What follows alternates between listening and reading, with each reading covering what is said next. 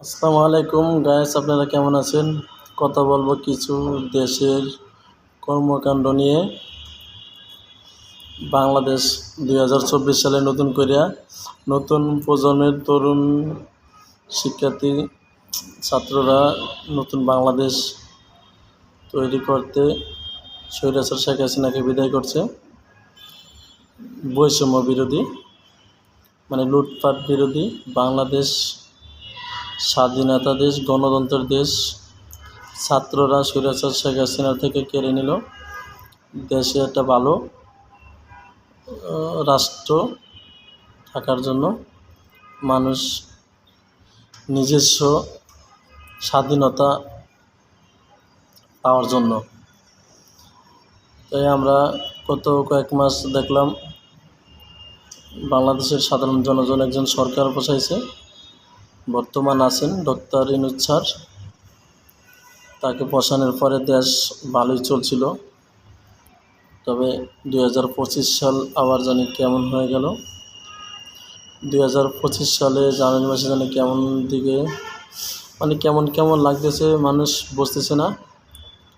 কারণ আপনারা বলবেন যে কেমন লাগতেছে, কেমনের কারণ হচ্ছে গিয়া গত 3 দিন হয়েছে ব্যাট বাড়ানো হয়েছে, ট্যাক্সের টাকা বাড়ানো হয়েছে, যে দেশে অর্থনৈতিক সমস্যার কারণে। আমরা জনগণ বলবো যে অর্থনৈতিক সমস্যা যারা করছে তাদের কাছ থেকে টাকা পয়সা না নিয়ে কেন বাংলাদেশের জনগণের কাছ থেকে টাকা নেবে? আমাদের কথা এটা, প্রশ্ন এটা, যে আমরা কেন লুটপাট করলো বড় বড় নেতারা, এমপিরা, তাদের কাছে কোনো টাকা পয়সা নিল না। হ্যাঁ, তারা তো টাকা পয়সা নিয়ে দেশের বাইরে চলে যায় না, তারা গেছে হাত পাও নিয়ে।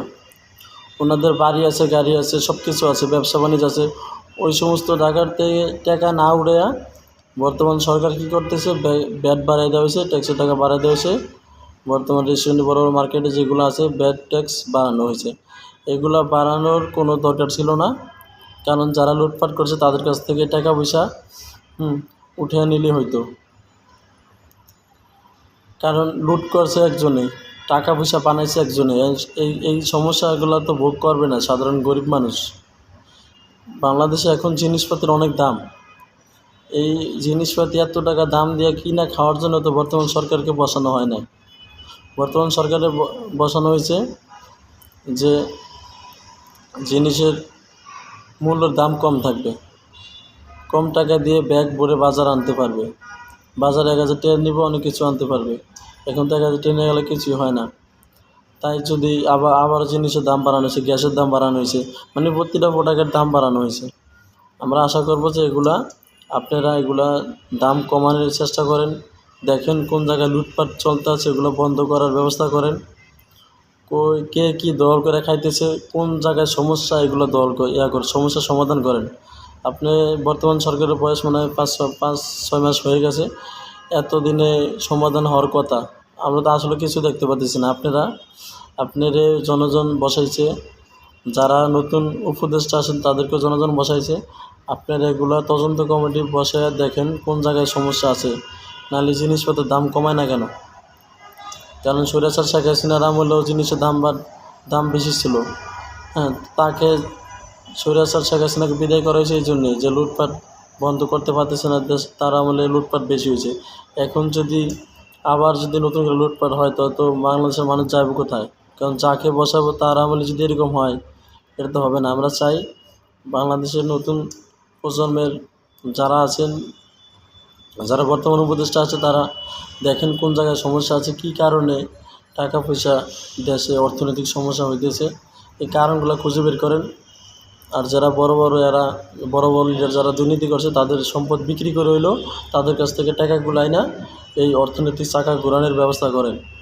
সাধারণ মানুষ কিছু মন ছাড়া কিছু খাইতে পারতেছে না, আর এখন যদি আবার দাম বাড়ান তা আবার কেমনি খাইব মানুষ?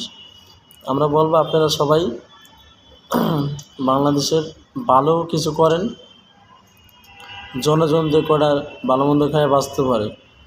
জনগণ চায় না যে প্রত্যেকটা গরু গোস্ত খাইতে, ওটা চায় সপ্তাহে একটা গরু গোস্ত খাইতে, সপ্তাহে একটা ভালো খাবার খাইতে, কম টাকার ভিতরে মানুষ চলতে চায়, খাইয়া বাঁচতে চায়। এই জন্য আপনারে বসানো হয়েছে।